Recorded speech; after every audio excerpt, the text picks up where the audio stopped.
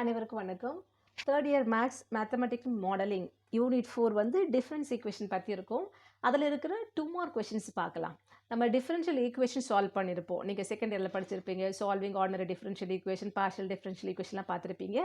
இது difference equation. Okay, 2 mark கொஷினும் இருக்குது. இதில் 5 மார்க் 10 மார்க் இருக்குது. இந்த காணொலியில் நம்ம 2 மார்க் கொஷின் மட்டும் பார்க்கலாம்னு நினைக்கிறேன்.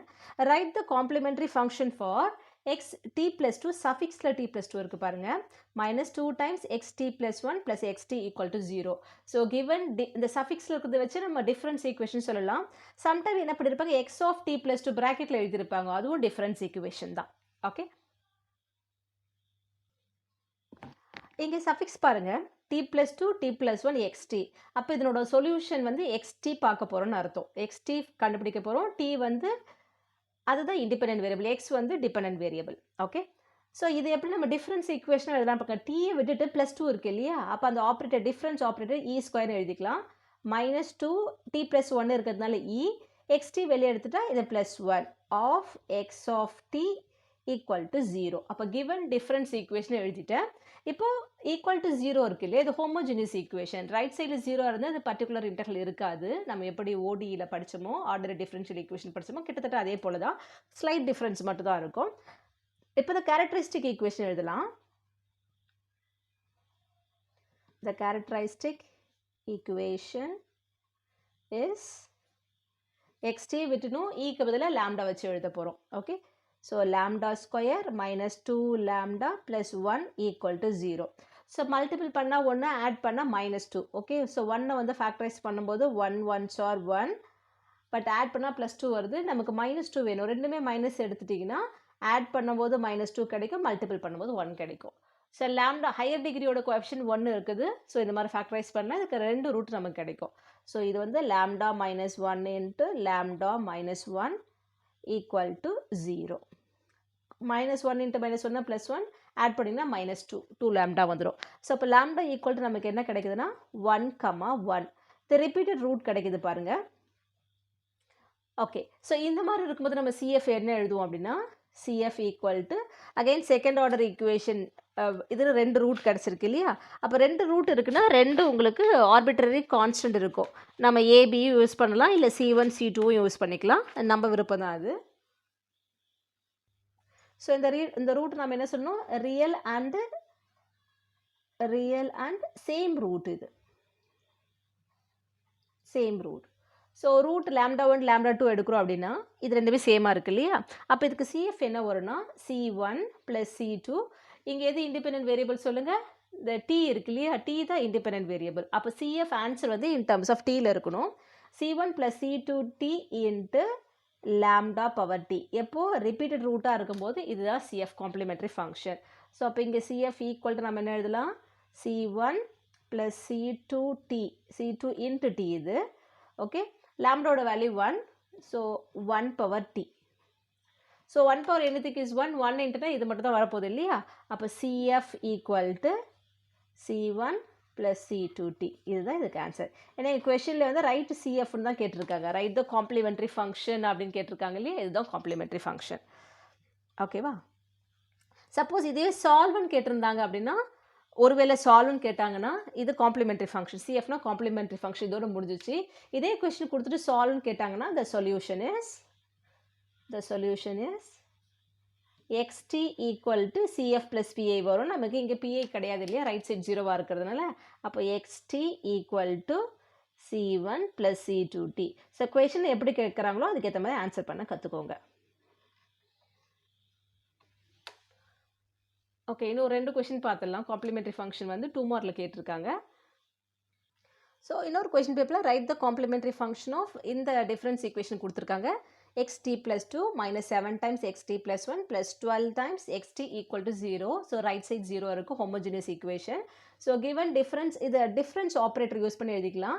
டீயை விட்டுட்டா +2 இருக்குது. அப்போ இது e² -7e + 12axt equal to 0. Okay, அப்போ இதனோட கேரக்டரிஸ்டிக் ஈக்குவேஷன் இல்லைனா ஆக்சிலரி ஈக்குவேஷன் எப்படி வேணாலும் சொல்லலாம். The characteristic equation is lambda square -7 lambda + 12 equal to 0. So product பண்ணால் கான்ஸ்டன்ட் 12லும் ஆட் பண்ணால் -7 வரணும். 12 வரும்போது 4 3s are 12. இப்போ 2 6 are 12 வரும். ஆனால் ஆட் பண்ணினா உங்களுக்கு +8 -8 தான் கிடைக்கும் இல்லையா? ஸோ அதனால் 4 3s are 12. நமக்கு இங்கே -10 இருக்கும்போது அதாவது ப்ராடக்ட்டில் ப்ளஸ் இருக்குது, அடிஷனில் மைனஸ் இருக்குது. அப்போ ரெண்டுமே மைனஸ் சைன். -8 +12 வரும். ஆட் பண்ணிங்கன்னா -7 வந்துடும். ஸோ லாம்டா ஸ்கொயருக்கு முன்னாடி கோஎஃபிஷியன்ட் 1 இருக்கிறதுனால டேரெக்டாக அப்படியே ஃபேக்டரைஸ் பண்ணிக்கலாம். So lambda -4 into lambda -3 equal to 0. இப்போ லாம்டாவோட வேல்யூ என்ன கிடைக்குது? 4 1 கிடைக்குது, 3 1 கிடைக்குது. இது வந்து real and different roots. So real and டிஃப்ரெண்ட்டாக இருக்கும்போது சிஎஃப் எப்படி எழுதுவோம் அப்படின்னா, சிஎஃப்ன்றது வந்து complementary function. CF equal to C1 into lambda 1 power t plus C2 into lambda 2 power t. Okay, so C1 into lambda 1ன்றது நான் இங்கே 4 எடுத்துக்கிறேன். So 4 power t plus C2 into 3 power t. நீங்கள் இங்கே முதல்ல 3 பவர் டி எழுதிட்டு இங்கே 4 power t எழுதினாலும் கரெக்டு தான். ஸோ கொஷனில் சிஎஃப் கேட்டதில் நான் இதோட ஸ்டாப் பண்ணிக்கிறேன். ஓகே, ஒருவேளை சொல்யூஷன் கேட்டாங்கன்னா நீங்கள் என்ன எழுதணும்? எக்ஸ்டி ஈக்குவல் டு இந்த சிஎஃப் எழுதணும். ஓகே, இன்னும் ஒரு கொஷினும் கேட்டிருக்காங்க. இது ஒரு யூனிவர்சிட்டி பேப்பரில் கேட்டிருக்க question. Let g of lambda equal to A0 into lambda power n plus A1 into lambda power n-1 plus A2 into lambda power n-2 plus etc plus an equal to 0 and g of lambda equal to 0 have two complex roots alpha plus or minus I beta. Write down the CF. அப்போ இவங்க complimentary equation இவங்களே டேரெக்டாக characteristic equation டேரெக்டாக கொடுத்துட்டாங்க. இங்கே லாம்டாவோட power n இருக்குது பாருங்கள். அப்போ n ரூட்ஸ் இருக்குது.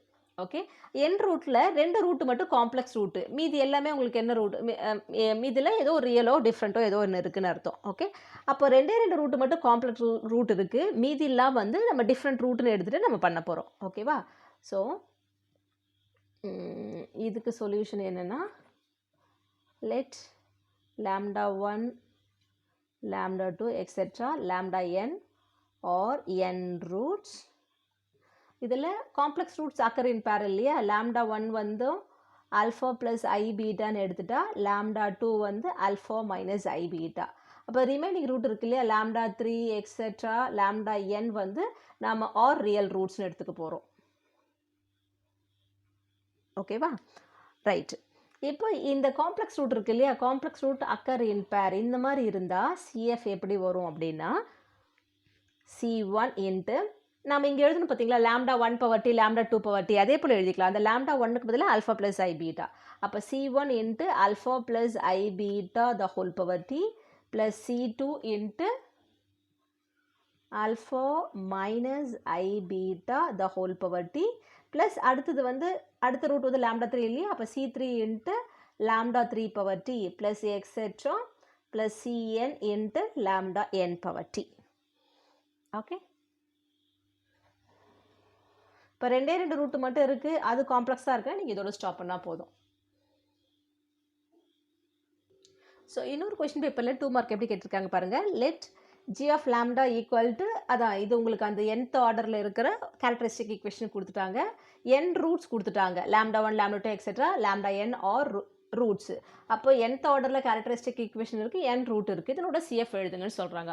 அது ரியலோ காம்ப்ளெக்ஸோ எதுவாக இருந்தாலும் நம்ம என்ன பண்ணுவோம், C1 இன்ட்டு அந்த லாம்டா பவர் டி போட்டு எழுதுவோம். நாம் ரிப்பீட்டட் ரூட் இருந்தால் மட்டும்தான் C1 ப்ளஸ் C2 டி இன்ட்டுன்னு வர்றது. ஓகேவா?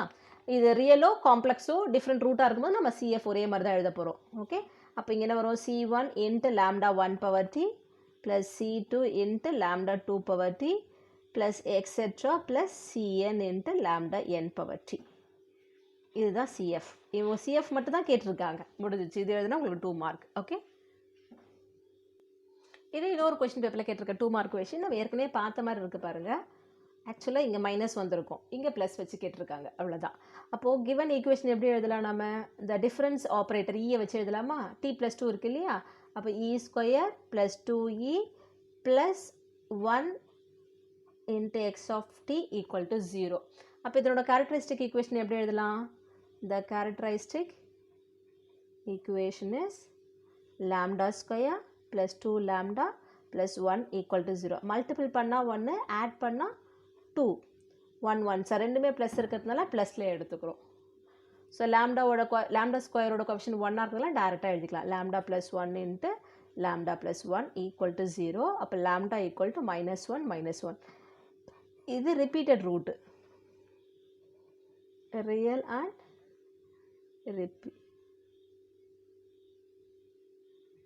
repeated roots. ஸோ இந்த கேஸில் வந்து நம்ம CF எப்படி எழுதுவோம்? CF ஈக்குவல் டு ரிப்பீட் ஆகுது இல்லையா, 2 ரூட் இருக்குது. அப்போ C1 + C2t into lambda power t. CFன்றது complementary function. C1 + C2t into lambdaன்றது -1. So -1 power t. முன்னாடி பார்த்த கொஷனில் வந்து +1 வந்தது. ஸோ 1 power tனா 1 தான், அப்போ ரிமைனிங் மட்டும் எழுதிருப்போம். ஆனால் -1 power t அப்படி கிடையாது. So -1 power t as it is இருக்கணும். ஓகே, இன்னொரு காணொளியில் சந்திக்கலாம். நன்றி, வணக்கம்.